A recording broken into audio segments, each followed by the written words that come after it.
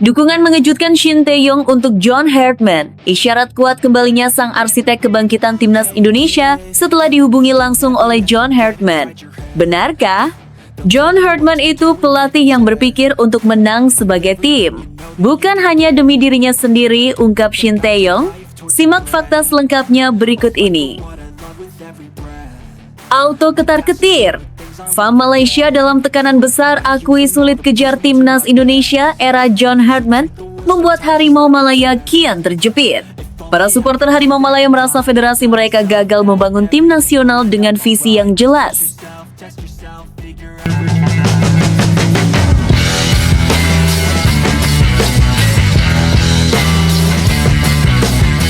Sebelum kita lanjut ke berita terlengkapnya, alangkah mulianya bagi kalian untuk tekan tombol like dan yang belum subscribe, tolong subscribe channel ini. Dukungan mengejutkan Shin Tae-yong untuk John Hartman, isyarat kuat kembalinya sang arsitek kebangkitan timnas Indonesia setelah dihubungi langsung oleh John Hartman. Benarkah? John Hartman itu pelatih yang berpikir untuk menang sebagai tim. Bukan hanya demi dirinya sendiri, ungkap Shin Tae-yong. Simak fakta selengkapnya berikut ini. Dunia sepak bola Indonesia kembali diguncang oleh sebuah pernyataan yang tak terduga. Shin Tae-yong, sosok yang pernah menjadi simbol kebangkitan timnas Indonesia di kancah Asia, akhirnya kembali muncul di ruang publik dengan membawa kabar yang sangat membahagiakan bagi para supporter Garuda. Kali ini, bukan sekedar nostalgia atau refleksi masa lalu, melainkan sebuah sinyal kuat tentang masa depan timnas Indonesia yang penuh harapan. Dalam pernyataan terbarunya, Shin Tae-yong secara terbuka menyampaikan dukungan penuh terhadap pelatih baru timnas Indonesia, John Hartman. Pernyataan ini langsung menarik perhatian publik, mengingat posisi Hartman sebagai pelatih baru masih menjadi bahan perdebatan di kalangan pecinta sepak bola nasional. Namun ketika seorang Shin Tae-yong yang dikenal jujur, tegas, dan berstandar tinggi memberikan dukungan, maknanya menjadi jauh lebih dalam. Menurut Shin Tae-yong, John Hartman bukanlah pelatih biasa. Ia menilai Hartman sebagai sosok yang memiliki mentalitas juara sejati, seorang pelatih yang memikirkan kepentingan tim secara kolektif, bukan sekedar mengejar keuntungan pribadi atau pencitraan. Di mata STY, inilah tipe pemimpin yang sangat dibutuhkan timnas Indonesia di fase krusial pembangunan sepak bola nasional. John Hartman itu pelatih yang berpikir untuk menang sebagai tim, bukan hanya demi dirinya sendiri, ungkap Shin Tae-yong. Kalimat ini terasa sederhana tetapi mengandung makna besar. Dalam sepak bola modern, mentalitas seperti ini adalah fondasi utama untuk membangun tim yang konsisten dan kompetitif. Namun cerita tak berhenti sampai di situ. Hal yang paling mengejutkan publik adalah pengakuan Shin Tae-yong bahwa John Hartman pernah secara langsung menghubunginya. Dalam percakapan tersebut, Hartman bahkan mengungkapkan niatnya untuk memasukkan klausul khusus dalam kontraknya dengan PSSI, salah satunya adalah keinginan untuk menarik Shin Tae-yong kembali ke dalam struktur timnas Indonesia. Alasan Hartman sangat emosional sekaligus rasional.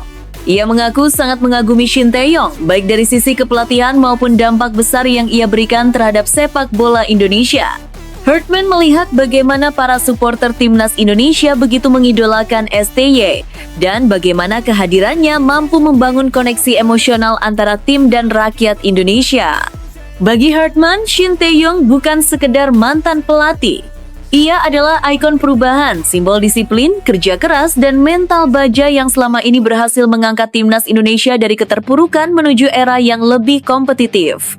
Dia pelatih yang terus belajar. Effortnya luar biasa, kata Shin Tae-yong ketika menggambarkan John Hartman. Ini bukan pujian biasa.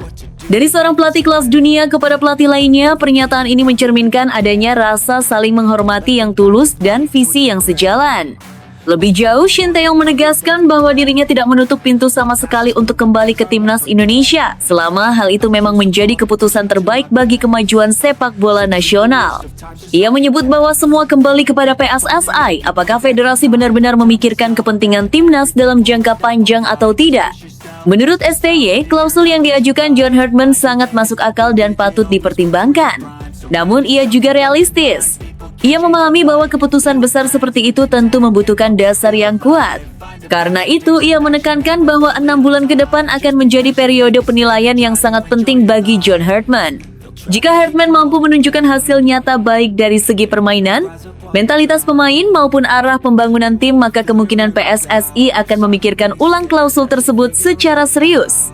Bagi publik sepak bola Indonesia, kabar ini terasa seperti sebuah cerita besar yang baru saja dibuka lembar pertamanya. Bayangan tentang kemungkinan kolaborasi dua pelatih bermentalitas juara John Hartman dan Shin Tae-yong membuat banyak supporter kembali bermimpi. Di satu sisi, Hartman dikenal sebagai pelatih dengan pendekatan modern, sistematis, dan berbasis data. Di sisi lain, Shin Tae-yong adalah figur yang memahami secara mendalam karakter pemain Indonesia, tekanan publik, serta kultur sepak bola nasional. Jika dua kekuatan ini benar-benar bersatu, timnas Indonesia bisa memasuki fase yang sama sekali baru. Kini, seluruh mata tertuju pada perjalanan timnas Indonesia dalam 6 bulan ke depan. Bukan hanya untuk melihat hasil pertandingan, tetapi untuk membaca arah masa depan. Apakah John Hartman mampu membuktikan kualitasnya?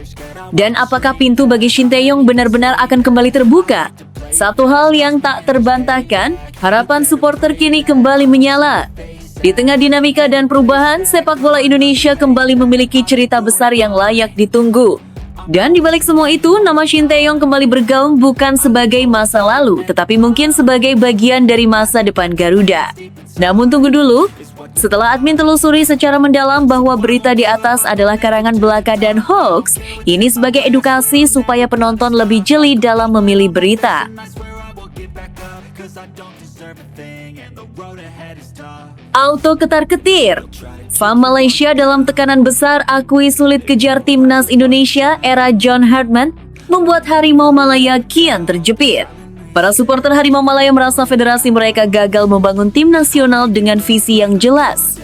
Persaingan panas antara Indonesia dan Malaysia kembali memasuki babak baru dan kali ini angin perubahan jelas berpihak pada Garuda. Federasi Sepak Bola Malaysia, FAM, secara terbuka mengakui bahwa mereka kini menghadapi kesulitan besar untuk menyaingi timnas Indonesia dalam potensi laga internasional. Sebuah pengakuan yang mengejutkan, mengingat rivalitas panjang kedua negara selama puluhan tahun selalu berjalan seimbang. Namun realitas sepak bola Asia Tenggara kini telah berubah. Timnas Indonesia bukan lagi tim yang mudah dikalahkan. Justru sebaliknya, Indonesia kini menjadi tolok ukur baru kekuatan kawasan, dan inilah yang membuat Malaysia merasa tertekan. Pengakuan FAM ini langsung memicu gelombang kemarahan publik Malaysia. Para supporter Harimau Malaya merasa federasi mereka gagal membangun tim nasional dengan visi yang jelas. Media sosial Malaysia dibanjiri hujatan, sindiran, bahkan seruan demonstrasi. Banyak netizen terang-terangan menyebut FAM sebagai federasi yang tertinggal zaman, tidak mampu mengikuti percepatan modernisasi sepak bola yang kini dilakukan Indonesia. Tekanan itu tidak muncul tanpa sebab. Dalam beberapa tahun terakhir, publik Malaysia menyaksikan bagaimana Indonesia melakukan revolusi senyap namun efektif. Mulai dari naturalisasi pemain keturunan yang bermain di Eropa, peningkatan standar kompetisi, hingga keberanian merekrut pelatih berkelas dunia. Puncaknya kini terjadi saat Indonesia menunjuk John Hartman sebagai pelatih baru timnas. Nama ini langsung menggetarkan kawasan. Hartman bukan pelatih sembarangan, ia dikenal sebagai arsitek tim yang disiplin, modern, dan bermentalitas juara. Sosok yang terbiasa bekerja di level tertinggi, dan yang terpenting memiliki reputasi sebagai pembangun fondasi jangka panjang. Bagi FAM, kedatangan Hartman justru menciptakan kepanikan. Di internal Federasi Malaysia sendiri disebut muncul kebingungan. Harus berbuat apa untuk mengejar Indonesia? Mereka sadar bahwa bukan hanya kualitas pemain Indonesia yang meningkat, tetapi kini juga otak di balik tim itu berada di level yang lebih tinggi. Masalah terbesar Malaysia adalah komposisi timnas Indonesia saat ini. Garuda kini diperkuat oleh banyak pemain naturalisasi kelas Eropa, pemain yang terbiasa dengan tempo cepat, tekanan tinggi, dan taktik modern. Mereka datang bukan sebagai pelengkap, tetapi sebagai tulang punggung tim. Sementara Malaysia masih bertumpu pada pemain domestik, Indonesia sudah memiliki pemain yang merumput di liga-liga kuat seperti Belanda, Belgia, Inggris, dan kompetisi elit lainnya. Perbedaan ini bukan sekadar soal skill, tetapi soal mental, fisik, dan pengalaman menghadapi sepak bola tingkat tinggi. Dengan masuknya John Hartman, semua potensi itu kini berada di tangan seorang pelatih yang tahu bagaimana mengubah kumpulan pemain hebat menjadi mesin kemenangan. Hartman dikenal sangat detail dalam membangun struktur tim, pressing, transisi, hingga disiplin taktik. Inilah yang membuat Malaysia semakin khawatir. Di mata analis Malaysia, kombinasi antara pemain naturalisasi top Eropa dan pelatih sekelas John Hartman adalah mimpi buruk. Mereka mulai menyadari bahwa jika tidak ada perubahan besar, Malaysia bukan hanya akan kalah tetapi akan tertinggal jauh. Tak heran jika publik Malaysia kini menumpahkan kekecewaan mereka kepada FAM. Demonstrasi dan serangan verbal di media sosial adalah refleksi dari rasa takut akan masa depan Harimau Malaya. Mereka melihat rival utama mereka, Indonesia, melaju dengan kecepatan tinggi, sementara Malaysia tampak berjalan di tempat. Bagi Indonesia, situasi ini justru memperkuat kepercayaan diri. Garuda kini bukan hanya disegani oleh Malaysia, tetapi mulai diperhitungkan di Asia. Pembangunan yang dilakukan dalam beberapa tahun terakhir mulai menunjukkan hasil yang nyata. Kini pertanyaannya bukan lagi apakah Indonesia bisa mengalahkan Malaysia, melainkan seberapa jauh Indonesia bisa melampaui mereka. Dengan dukungan puluhan juta supporter fanatik, kualitas pemain yang terus meningkat, dan kepemimpinan John Hartman, Timnas Indonesia seolah memasuki era emas yang baru. Sementara itu di Kuala Lumpur, FAM masih mencari jawaban. Di bawah tekanan publik dan ketakutan akan ketertinggalan, mereka dihadapkan pada satu kenyataan pahit. Garuda kini terbang lebih tinggi, dan Harimau Malaya harus berjuang keras hanya untuk mengejarnya. Namun tunggu dulu, setelah admin telusuri secara mendalam bahwa berita di atas adalah karangan belaka dan hoax, ini sebagai edukasi supaya penonton lebih jeli dalam memilih berita. Menggemparkan, John Hartman baru menginjakkan kaki, Timnas Indonesia langsung disulap jadi ancaman serius Asia Tenggara, hingga Malaysia resah Garuda bersiap meledak oleh Romeni dan Miliano Jonathan. Keduanya dihubungi secara langsung, Hartman mengirimkan materi taktik dan filosofi bermain yang akan diterapkan di Timnas Indonesia. Para pemain diminta mempelajari pola permainan, transisi menyerang dan bertahan, hingga cara membaca situasi di lapangan. Ini menjadi bukti nyata bahwa Hartman ingin membangun tim yang cerdas secara taktik, bukan hanya mengandalkan bakat individu. Kedatangan John Hartman sebagai pelatih baru Timnas Indonesia benar-benar menjadi titik balik yang mengejutkan banyak pihak. Belum sempat publik mencerna sepenuhnya pengumuman resmi, Hartman sudah membuat langkah besar yang langsung memicu kegaduhan, bukan hanya di dalam negeri, tetapi juga di kawasan Asia Tenggara. Sosok yang dikenal tegas, disiplin, dan visioner ini seolah ingin mengirim pesan keras. Timnas Indonesia tidak lagi datang untuk sekedar berpartisipasi, melainkan untuk bersaing dan menang. Sejak hari-hari awal kedatangannya, John Hartman langsung bergerak cepat. Tanpa banyak sorotan kamera dan minim pencitraan, ia memilih fokus membangun komunikasi dengan para pemain. Kabar baik pun mengalir deras. Hartman diketahui telah menghubungi beberapa pemain yang masuk dalam rencana besarnya untuk Timnas Garuda. Dua nama yang langsung menyedot perhatian publik adalah oleh Romeni dan Miliano Jonathan. Keduanya dihubungi secara langsung, sebuah langkah yang menunjukkan bahwa Hartman sangat serius dalam mempersiapkan tim sejak jauh hari. Dalam komunikasi tersebut, Hartman tidak sekedar memperkenalkan diri. Ia menyampaikan pesan tegas agar para pemain mempersiapkan diri sebaik mungkin, baik dari sisi fisik, mental, hingga pemahaman permainan. Hartman menilai bahwa persiapan awal adalah kunci utama untuk membangun tim nasional yang kuat dan kompetitif. Ia tidak ingin pemain datang ke pemusatan latihan dalam kondisi setengah siap. Lebih dari itu, Hartman sudah mengirimkan berbagai materi penting kepada para pemain. Menu latihan fisik yang dirancang secara detail dan modern telah dibagikan. Program ini mencakup peningkatan daya tahan, kekuatan otot, kecepatan, serta pencegahan cedera. Tidak hanya fokus pada kerja keras, latihan tersebut juga disesuaikan dengan kebutuhan sepak bola modern yang menuntut intensitas tinggi sepanjang pertandingan. Selain latihan fisik, Hartman juga mengirimkan materi taktik dan filosofi bermain yang akan diterapkan di Timnas Indonesia. Para pemain diminta mempelajari pola permainan, transisi menyerang dan bertahan, hingga cara membaca situasi di lapangan. Ini menjadi bukti nyata bahwa Hartman ingin membangun tim yang cerdas secara taktik, bukan hanya mengandalkan bakat individu. Dalam pesannya, Hartman juga menekankan pentingnya menjaga kebugaran tubuh dan gaya hidup profesional. Ia mengingatkan para pemain untuk disiplin menjaga pola makan, istirahat yang cukup, serta menjauhi kebiasaan yang bisa mengganggu performa. Baginya, mengenakan seragam Timnas Indonesia adalah kehormatan besar yang harus dibayar dengan tanggung jawab penuh. Sebelum menghubungi oleh Romeni dan Miliano Jonathan, Hartman ternyata sudah lebih dulu menjalin komunikasi dengan Marcelino Ferdinand. Nama Marcelino menjadi simbol generasi emas baru sepak bola Indonesia. Kontak awal ini menunjukkan bahwa Hartman sangat serius membangun tim dengan fondasi pemain muda bertalenta. Ia tidak hanya berpikir jangka pendek, tetapi juga mempersiapkan timnas Indonesia untuk bertahun-tahun ke depan. Langkah-langkah cepat John Hartman ini langsung menuai pujian dari banyak pengamat. Mereka menilai Hartman datang dengan rencana matang, struktur jelas, dan target yang terukur. Tidak ada kesan coba-coba. Semua dilakukan dengan pendekatan profesional ala sepak bola level atas. Inilah yang membuat optimisme publik Indonesia melonjak drastis. Para pendukung timnas Garuda mulai membayangkan tim nasional yang lebih disiplin, lebih kuat secara fisik, dan lebih berani menghadapi siapapun. Gaya bermain yang terorganisir, pressing ketat, serta mental pantang menyerah menjadi harapan baru yang kini terasa lebih nyata. Hartman dianggap sebagai sosok yang tepat untuk mengubah mentalitas timnas Indonesia dari tim penggembira menjadi penantang serius. Menariknya, efek kedatangan John Hartman tidak hanya terasa di Indonesia. Dari luar negeri, khususnya Malaysia, reaksi keras mulai bermunculan. Federasi Sepak Bola Malaysia, FAM beserta banyak supporter timnas Malaysia dikabarkan menunjukkan ketidaksenangan terhadap langkah Indonesia merekrut Hartman. Nama besar Hartman dan rekam jejaknya yang impresif membuat rival regional merasa terancam.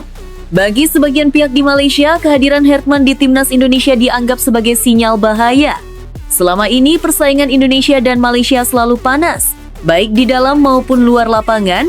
Dengan Indonesia kini ditangani pelatih baru, meski demikian tantangan ke depan tentu tidak mudah. Hartman masih harus membuktikan semuanya di lapangan. Proses adaptasi pemain, konsistensi permainan, dan tekanan ekspektasi publik akan menjadi ujian tersendiri. Namun dengan langkah awal yang begitu agresif dan terencana, kepercayaan terhadap proyek ini terus tumbuh. John Hartman memang belum memimpin satu pertandingan pun, tetapi dampaknya sudah sangat terasa. Ia datang membawa harapan baru, standar baru, dan rasa percaya diri yang selama ini dirindukan. Jika konsistensi dan komitmen ini terus dijaga, bukan tidak mungkin timnas Indonesia akan benar-benar menjelma menjadi kekuatan baru yang disegani di Asia. Era baru telah dimulai. Di bawah kepemimpinan John Hartman, Garuda tidak lagi sekedar bermimpi. Garuda bersiap terbang tinggi, mengguncang Asia Tenggara, dan menuliskan sejarah baru yang selama ini hanya menjadi angan.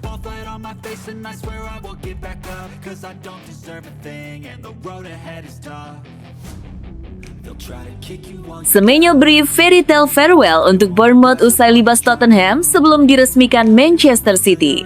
Antoine Semenyo resmi bergabung dengan Manchester City dari Bournemouth pada bursa transfer paruh musim. Kepindahan penyerang timnas Ghana itu dikonfirmasi setelah City mengaktifkan klausul rilis senilai 65 juta atau sekitar 1,4 triliun rupiah. Jurnalis transfer ternama asal Italia, Fabrizio Romano, telah memberikan label "Here we go", menandakan proses transfer hanya tinggal menunggu peresmian.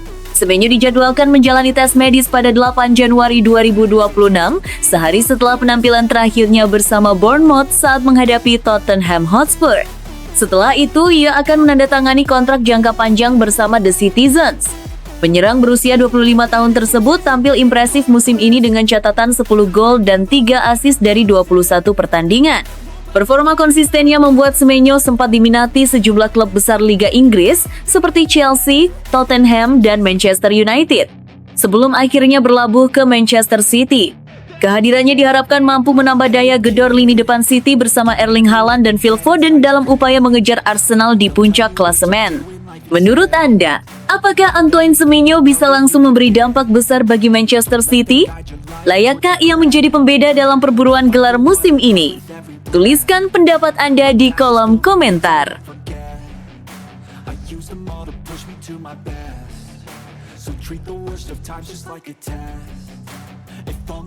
Burnley versus Manchester United debut Darren Fletcher berakhir imbang di Turf Moor. Burnley dan Manchester United harus puas berbagi poin setelah bermain imbang 2-2 pada pekan ke-21 Liga Inggris 2025-2026 di Turf Moor, Kamis 8,1 2026 dini hari. Laga ini menjadi debut Darren Fletcher sebagai pelatih interim Manchester United, namun belum berakhir dengan kemenangan. 4 gol tercipta dalam pertandingan sengit tersebut. Burnley unggul lebih dulu melalui gol bunuh diri Aiden Heaven dan gol Jadon Anthony, sementara Manchester United membalas lewat 2 gol Benjamin Sesko di babak kedua. Hasil ini menempatkan MU di peringkat ke-6 klasemen sementara dengan 32 poin. Sedangkan Burnley masih terpuruk di posisi ke-19 dengan 21 poin. Burnley tampil agresif sejak awal dan berhasil membuka keunggulan pada menit ke-13. MU sempat menyamakan tekanan bahkan mencetak gol yang dianulir VAR.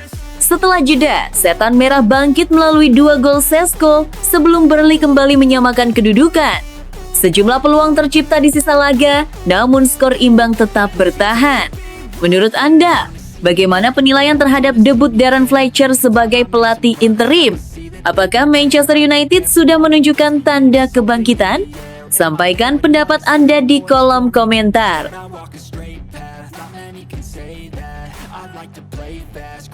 Hasil Fulham versus Chelsea, Cucurella digusur kartu merah, The Blues tumbang di Craven Cottage. Chelsea harus menelan kekalahan saat bertandang ke markas Fulham pada pekan ke-21 Premier League 2025-2026. Bermain di Craven Cottage Kamis 8,1/2026 dini hari WIB, The Blues takluk dengan skor 1,2 dalam laga yang diwarnai kartu merah Marc Cucurella. Fulham membuka jalan kemenangan melalui gol Raul Jimenez dan Harry Wilson. Chelsea sempat menyamakan kedudukan lewat Liam Delap, namun situasi berubah sejak menit ke-22 ketika Cucurella diganjar kartu merah langsung akibat pelanggaran keras. Keputusan tersebut tetap berlaku setelah ditinjau melalui VAR. Bermain dengan 10 pemain membuat Chelsea kesulitan mengimbangi agresivitas Fulham. Gol sundulan Jimenez pada menit ke-55 memecah kebuntuan sebelum Delap membalas pada menit ke-72. Saat laga tampak berakhir imbang, Harry Wilson memastikan kemenangan Fulham lewat gol pada menit ke-81. Hasil ini mengangkat Fulham ke posisi ke-8 klasemen, sementara Chelsea turun ke peringkat ke-7. Menurut Anda, seberapa besar pengaruh kartu merah Cucurella terhadap hasil pertandingan ini? Apakah Chelsea masih bisa bersaing di papan atas? Tuliskan pendapat Anda di kolom komentar.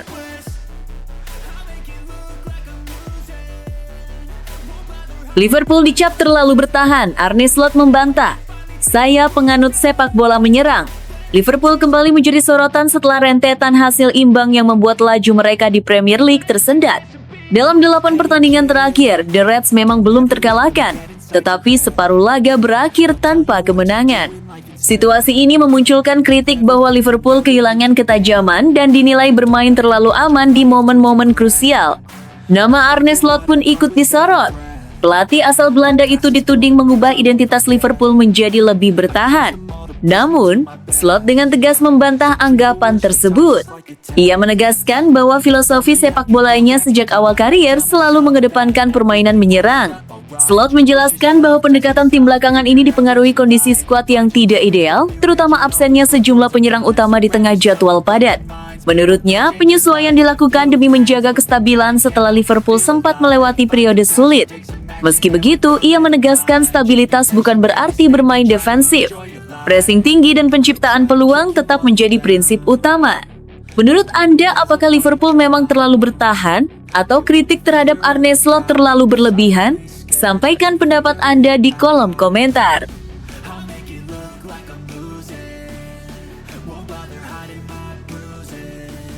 Kesempatan emas Arsenal perlebar jarak setelah Manchester City dan Aston Villa terpeleset. Arsenal mendapat peluang besar untuk semakin menjauh di puncak klasemen Premier League setelah dua pesaing terdekat mereka, Manchester City dan Aston Villa, sama-sama gagal meraih kemenangan.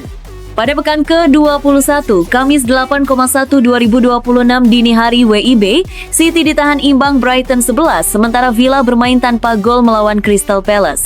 Hasil tersebut membuka peluang bagi Arsenal untuk memperlebar jarak hingga 8 poin. Momentum krusial kini menanti pasukan Mikel Arteta saat menjamu Liverpool di Emirates Stadium, Jumat 9,1/2026 dini hari WIB. Kemenangan di laga ini bisa menjadi langkah penting menuju gelar Premier League pertama sejak 2004. Manchester City kehilangan 6 poin dalam sepekan akibat 3 hasil imbang beruntun diperparah badai cedera di lini belakang. Di sisi lain, Aston Villa kembali kesulitan menjaga konsistensi setelah ditahan Crystal Palace, meski sebelumnya tampil impresif sepanjang Desember. Dengan hanya 2 kekalahan sepanjang musim, Arsenal berada di posisi strategis.